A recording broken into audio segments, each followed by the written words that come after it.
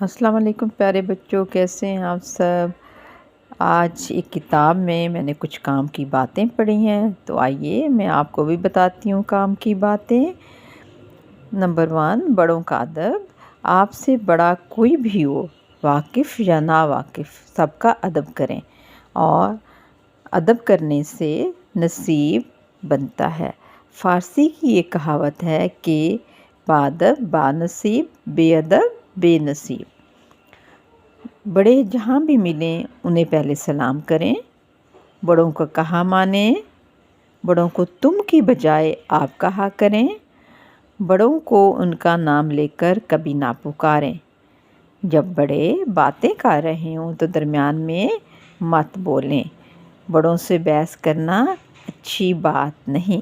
تو یہ تھیں چند کام کی باتیں، آپ یقیناً ان پر عمل کریں گے۔ ٹھیک ہے، اللہ حافظ۔